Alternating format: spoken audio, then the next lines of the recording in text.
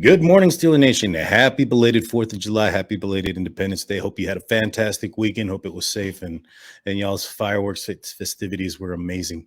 I'm Daniel J. This is the Huddle. Today, what we're going to be talking about, we're going to be looking at some past charts from Ben Roethlisberger last year towards the end of the season and kind of see what I think maybe the advantage can go for where the advantage is going to go for our offense this upcoming season, and where I think either Mitch Trubisky and or Kenny Pickett, whoever is going to be the week one starter, where I think they'll have some openings early and often.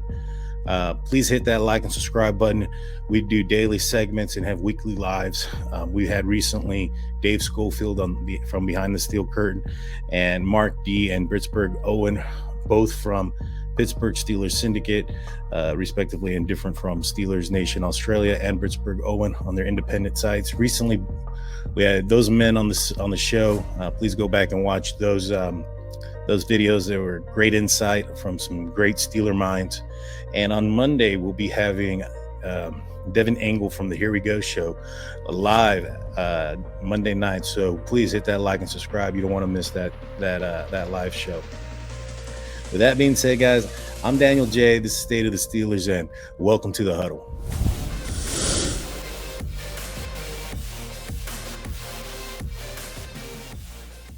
So last year we saw Ben Roethlisberger in his final year and his final 18th season of his Hall of Fame career. I don't want to downplay his career there, but we did see him kind of take a step back and whatnot, and I want to look at some stats to kind of see where we can see what he was doing and if there's going to be any openings for either Kenny Pickett or Mitch Trubisky. So let's dive into it.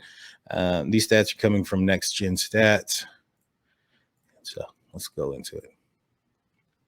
So this is out of the Week 9 game against the Chicago Bears.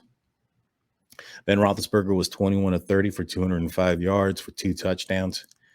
And as you can see, guys, majority of Ben Roethlisberger's passes or completions were done within the 10-yard line, right? So he didn't even throw the ball much past the 10.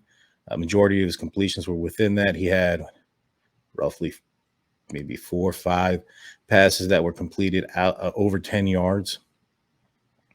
A lot of these are screens right here in the middle of the field that you see between the hash. He only attempted 1 ball between the hash marks above 10 yards. What I'm thinking is that this upcoming year, the defenses are going to see, they've seen this pattern of offense. And if they think that this is a pattern for Matt Canada, that's going to leave a lot of this wide open because teams aren't going to be looking at that. I mean, we have Ben Roethlisberger making 1 play way out here, 45 yards down the field. He did have one in this game above 20 yards, or 2 actually with those 2, but he had another one above 20 yards again. But everything is real fast. You got to remember he was also throwing at like 2.7 seconds and whatnot. This was a win. He had 2 touchdowns. 1 was above 10 yards.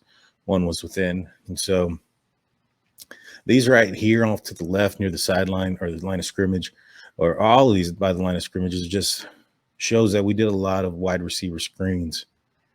And these are probably right here that are in the inside, either drags or the receiver just did a stop and a dig right there. And so Ben Roethlisberger was throwing quick and fast and getting the ball out of there. Like I said, 1 over the middle between the hash above 10 yards. Go to week 11. All right, Ben threw a lot on this game. This is against the LA Chargers. Well, this is the game where he come back at the end. So Ben Roethlisberger in this game was 28 of 44 for 273 yards and 3 touchdowns. And a majority of those touchdowns came late as they were, coming back. Still here, I mean, between the hash in the middle above 10 yards, Ben Roethlisberger stayed away from it. What that means to me is I think Pat Freiermuth is going to be in the middle there quite often. He's going to be eating often. Defenses, I say this often. We went 11-0 back in 2020. That was, Ben had was out the previous year with an elbow injury.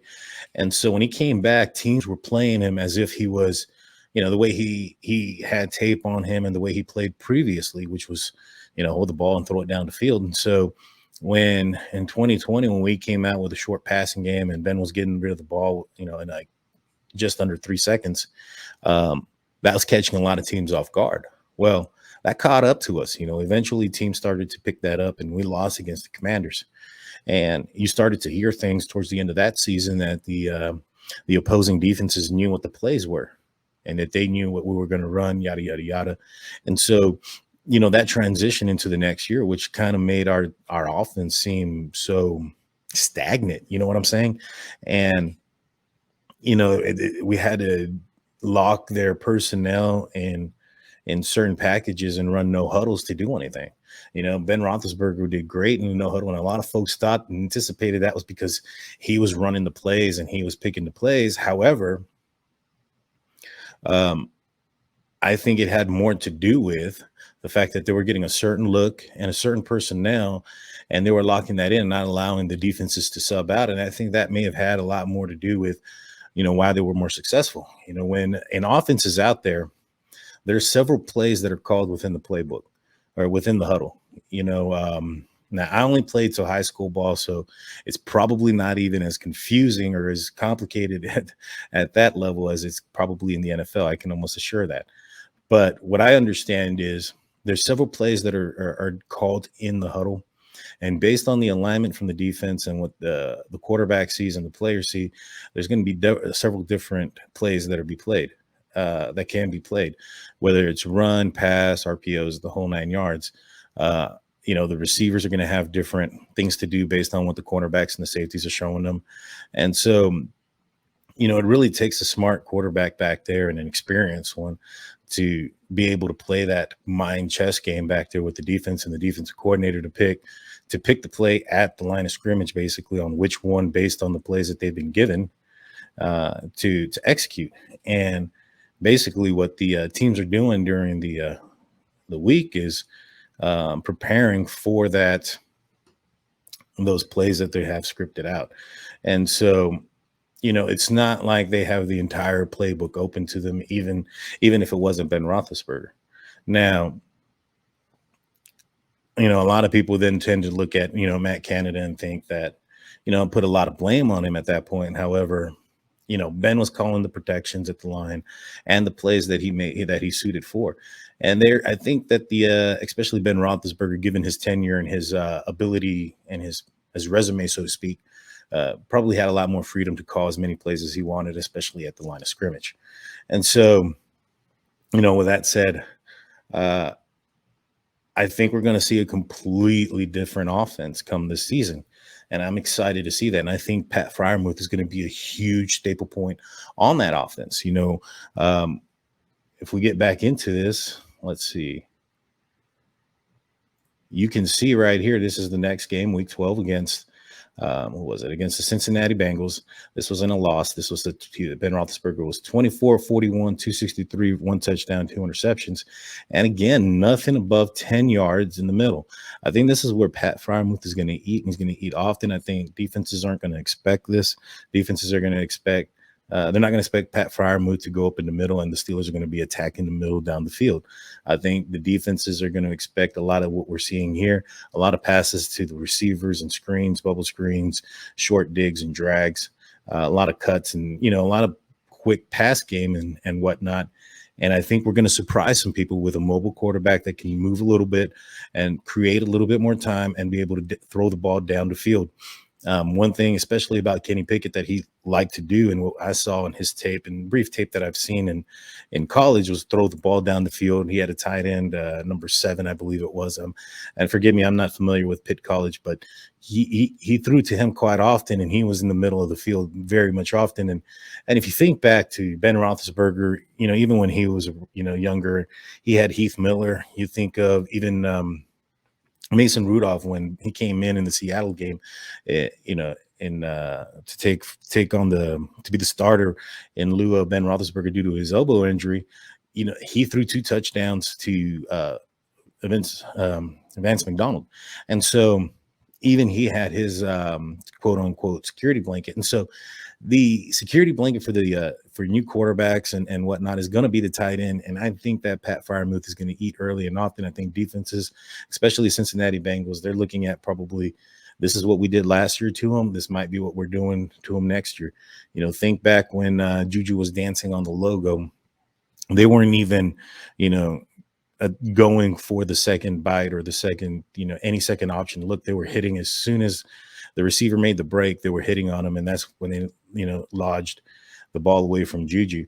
That's when it kind of started. You know what I'm saying? That they were keying in on things and that transition until this past year as well. And so if they continue to play that aggressively, double moves are going to be king, and we're going to definitely expose their defense or their secondary by doing that.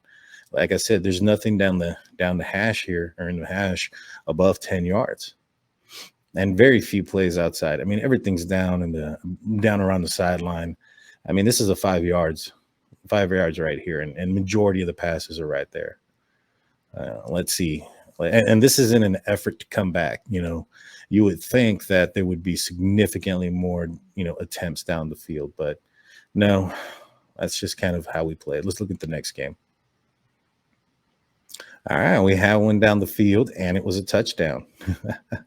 Down the hash, 20 yards. Again, just one. And this is against the Baltimore Ravens. Again, majority of the passes are going to be down here around within the 10 yards and to the outside, a bunch of drags and whatnot. You do see a lot more out here towards the outside.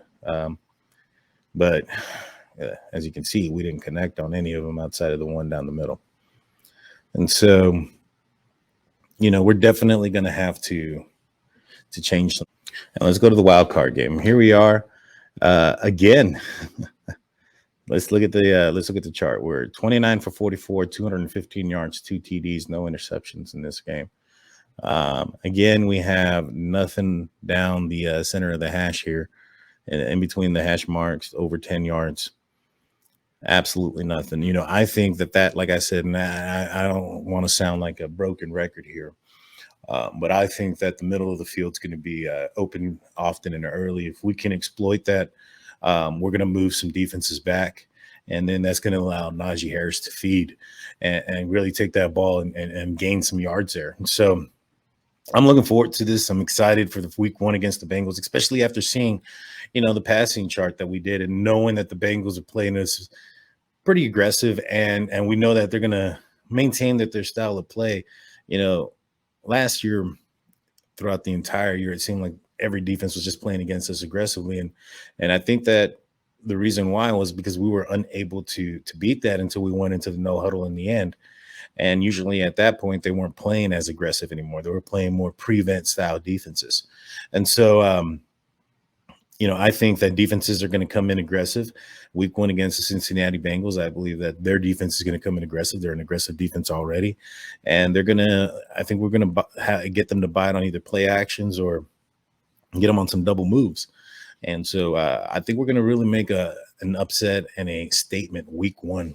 But that's what I have for you guys today. Please hit that like and subscribe button.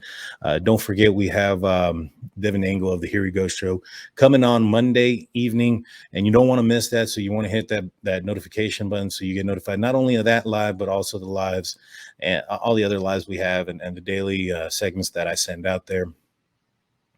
Also, congratulations again to Alex out there from Facebook on the contest and winning the 2 tickets. Look forward to seeing pictures of you out there again. But with that being said, guys, I'm Daniel J. This is State of the Steelers. Peace.